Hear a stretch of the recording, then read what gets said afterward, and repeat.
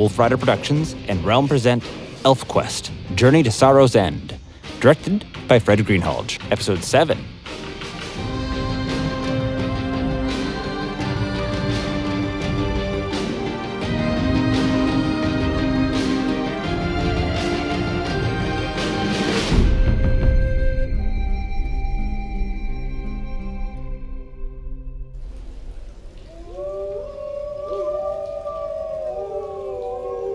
The challenge had been settled.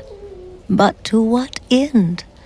Leetah was no more impressed by Cutter's victory in the trial of hand, head, and heart than she was by his violent introduction to her. She retreats to her hut and to the soft cushions of her sunken bed, hoping to collect herself and seek blessed rest.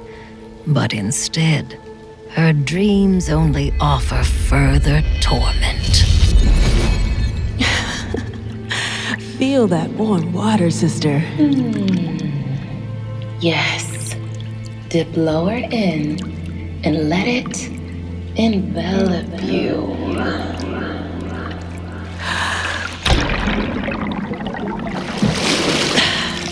How did you come to find this hot spring? Shinshin? Shinshin, Why do you continue to resist? what have you done with her? It's just us here. Come to me. I don't want to. Why do you resist? I want to be free, as I've always been. What is my name? Cutter. What is my soul name? I don't... Say it to me. You know it. I don't.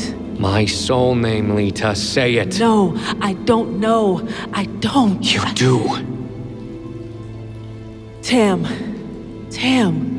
Tam, your soul name is Tam. I am Tam. Tam. Come to me. I don't love you. Leetah, You are not even my friend. you recognized me. I refuse.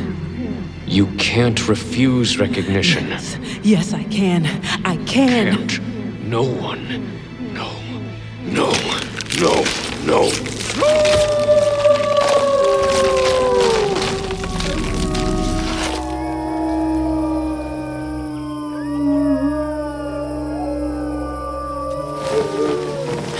What's that? Leetah rushes to her window to confirm that the sound from her dream is matched in reality. There, just beyond the village, high on a ledge jutting from the mountainside, she can see moonlit figures moving about. The Wolfriders. Why aren't they out hunting tonight? Why do they gather? Leetah tiptoes from her hut under the nearly full mother moon, as child moon sinks behind the ragged mountains to the west. The Wolfriders and their animal companions sing in harmony. Intrigued in spite of herself, Leetah, clad in her gossamer idol gown, pads away from the safety of the village to the sandstone ridges the Wolfriders now call home.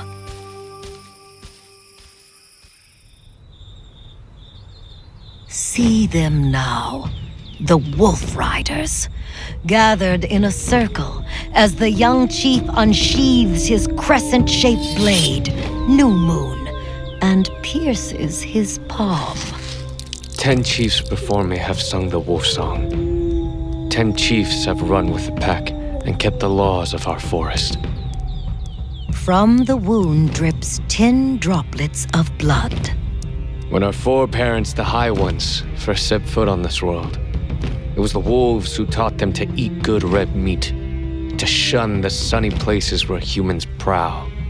For each drop that falls, the Wolfriders intone a name. Torn yellow eyes, Runny the she-wolf, Prey pacer, Two-spear, Huntress Skyfire, Freefoot, Tanner, Good Tree, Man Trigger, Bearclaw. Cutter's blood mingles with the sand at his feet. This night's howl is in honor of him. For Bearclaw, my father. And for all our brothers and sisters who died as he did. Tristan, brother of my mother, the oldest among us. You shall be the first of us to speak. My pleasure, lad. Bearclaw, eh? Now, there was one grand, wicked elf.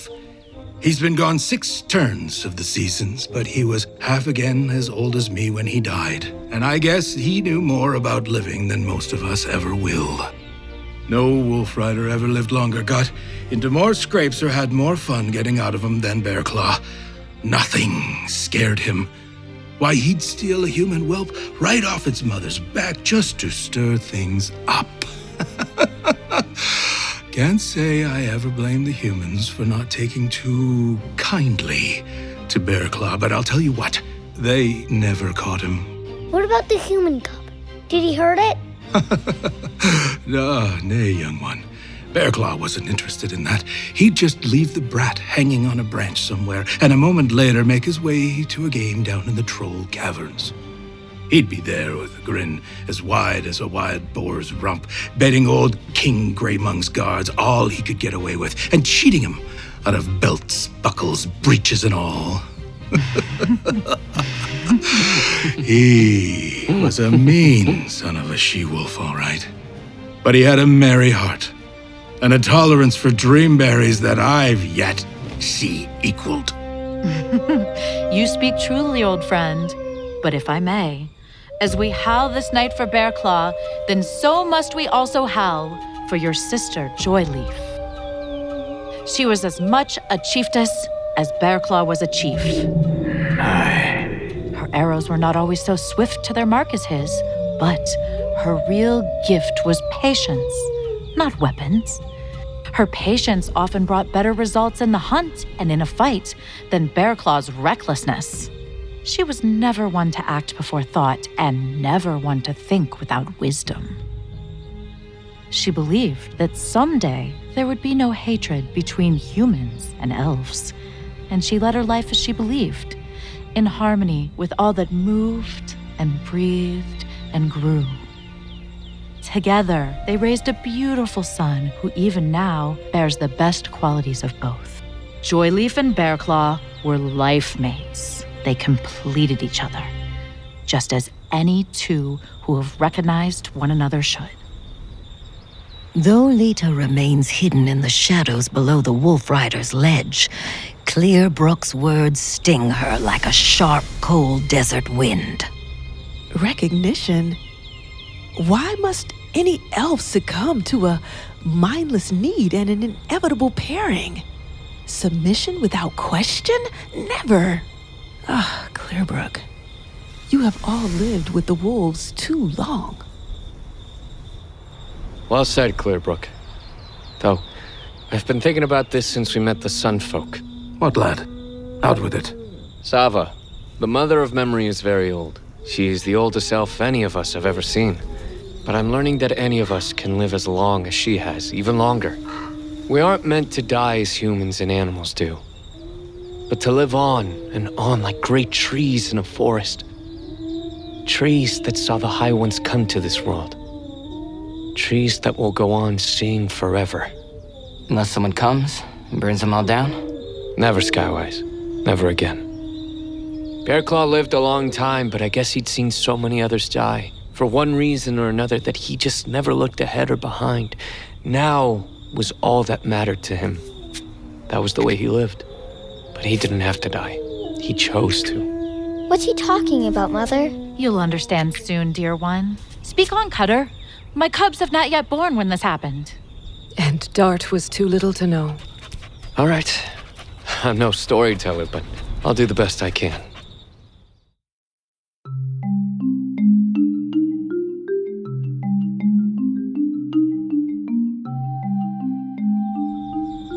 We know the tales the humans tell. That there's magic left in the woods, back from the time of the High One's first coming. Our foreparents couldn't control their magic in this new world, and so some of it went bad, like pools of stagnant water, and never recovered. that loss came with a price. A price we've paid and paid in ways we'll never forget. You remember what the Holt was like? 6 turns of the season ago, when Bearclaw was still our chief and things were lush? The air filled with the scent of fresh tree moss. It's not the moss I remember, it's The dream berries.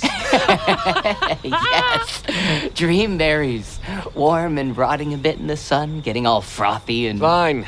It was the dream berries you smelled, and not tree moss. Well, which would you rather lap up? As a pack, throughout the seasons we had known uncertainty and danger. Like the humans. Yes, like the humans, little one. In some seasons, our hunting yielded less than we desired, and we would have to make do with less. But there was a balance to it. Life was good. Until that night. Until that night.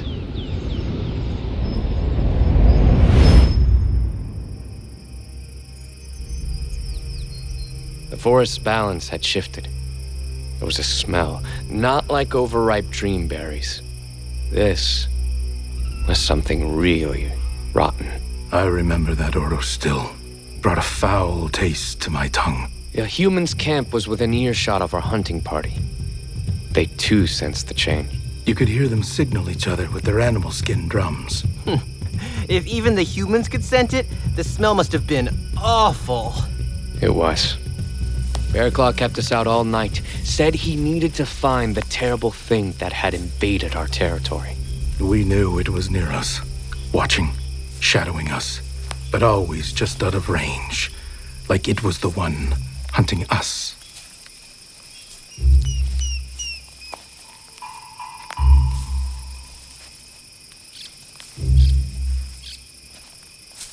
Bearclaw. What is it? I thought I heard something.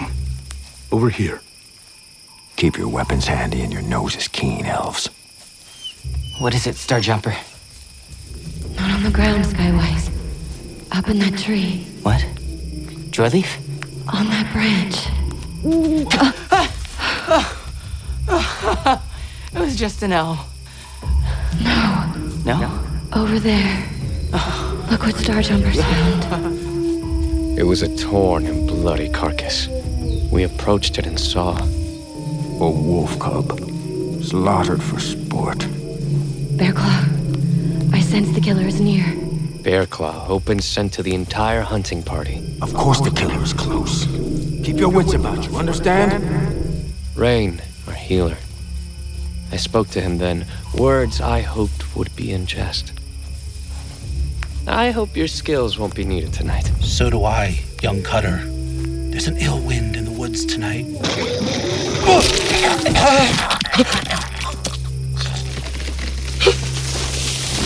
Without warning, the strange beast struck, gored his throat.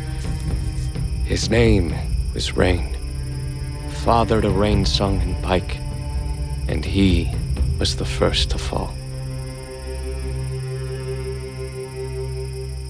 What happened next? The beast that came out of the dark forest wasn't like anything we'd ever seen. There was a ringing in my mind, and I couldn't seem to focus my thoughts. We all felt it, from the moment it showed itself. It's hard to describe. It was big and black like a beetle. The moonlight glinted off its 2 long sword-sharp fangs, and its tail thrashed and coiled with wicked power. Its body was long and scaled like a snake's, covered with big clumps of matted hair, big around as a tree, but its head was like a great lion's, and its eyes, they shone with a killing madness. I don't remember much. There was just darkness, screaming, blood, and death.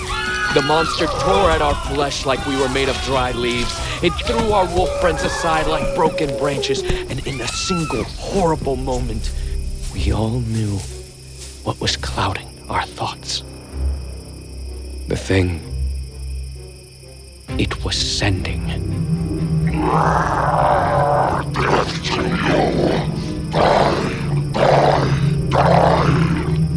We couldn't tell what was real. The pictures it sent poured into our minds. We couldn't stop it. Rainsong and I were guarding the children at the Holt. What did you see? What did the creature show you? A bolt of skyfire. And flames. A long-toothed cat and a huge black serpent, locked in vicious, deadly battle.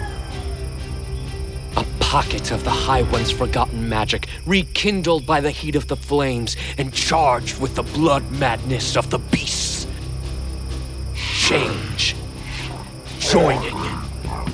A twisted newborn brain set ablaze with the joy of slaughter. It had a name. Madcoil. Wolfriders! Run! We all knew its name and what it meant. Death. Run for your lives! The beast had us near blind with the power of its sending, and our own blood pouring into our eyes. Get to the tree! I can't see! I got you, One Eye. Hand to my shoulder. Keep close. Somehow we stayed together and made it high up into the trees.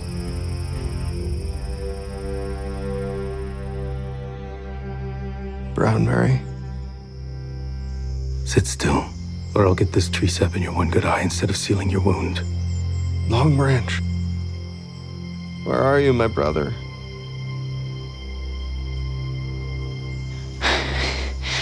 My head. It hurt something fierce. Easy. You got knocked around pretty good. Foxfur. She's here with us. She's safe. I don't know. Try sending. Nothing. No answer. None from Mother either.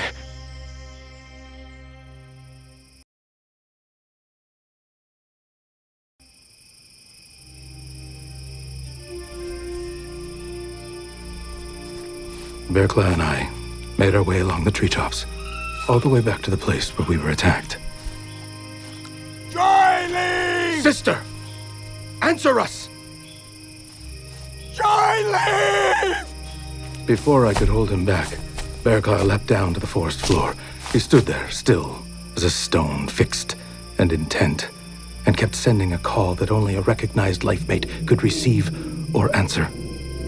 But he was silent too long.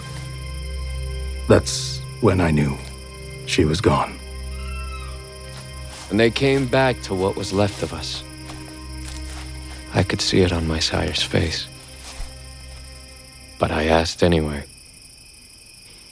If my mother, if she was... Come here, son. You know if there was any doubt, I would still be out there searching for her. Even if she were unconscious, she would have answered me by now. The hunting party had been 10. Madcoil made it 5. It was a moment of truth. You've lost a mother, dear lad, and I, a beloved sister. We'll go back to the Holt, lick our wounds. Then we'll return here, better prepared, and finish off this murdering monster. Right, Bearclaw? I'm not going back to the Holt. Look at us, my chief. Wounded, grieving. We need rest. You are going back to the Holt. I'm staying. But that awful beast is somewhere near. We can't leave you. I'll cut out its heart. Then I'll return to you. Rage is blinding you. We won't leave you here on your own. Won't you? Why should you go after that monster alone? Joyleaf was my sister, remember? We all have a right to avenge our dead. I decide what rights are yours. I am chief.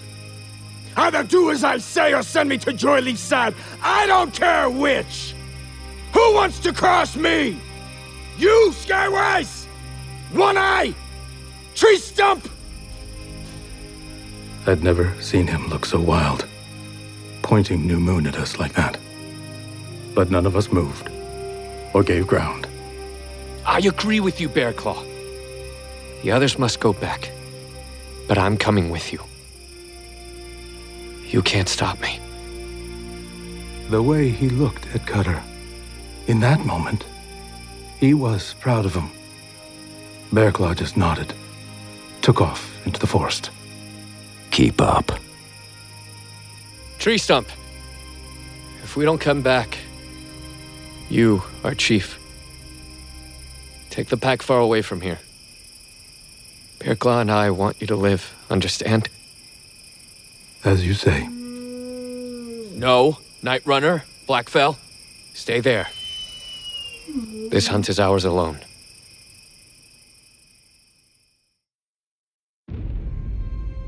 You've been listening to ElfQuest, the audio movie, a Wolfrider Productions podcast presented by Realm, directed by Fred Greenhalgh, developed by Warp Graphics, Digas Media, and Blue Jay Atlantic in association with the Fantasy Network. Based on ElfQuest, created by Wendy Peeney and Richard Peeney. Script by Alexander Danner, James Leetah, and Fred Greenhalgh. Creative consultant, Wendy Peeney. Creative producers, Jay Woodward and Fred Greenhalgh. Executive producers, Wendy Peeney and Richard Peeney.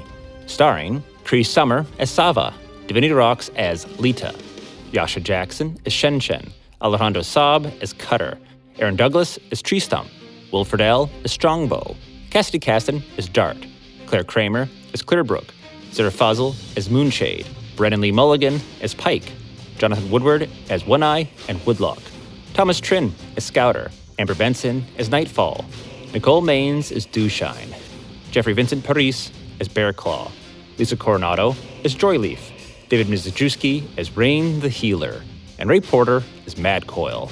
Wolf Howls by Early Bird Campaign backers. Casting by Stephanie Clapper Casting, CSA. Original score and composition by Frank Schulmeyer. Dialogue editing by Jason DeWald and Remy Dickinson. Sound design by Jason DeWald and Rory O'Shea. Sound design by Frank Schulmeyer and Rory O'Shea. Final mix and master by Rory O'Shea. Post-production supervisor, Fred Greenhalgh. ASL version produced by The Knack Factory. Find it using the link in the metadata of this podcast. Thank you to our Early Bird, Kickstarter, and BackerKit backers, without whom this production would not be possible. Thank you so much, everybody. Special thanks to Sandy Resnick for helping travelers find each other along the way. Learn more and follow the adventure at elfquest.com/audio-movie. That's elfquest.com/audio-movie.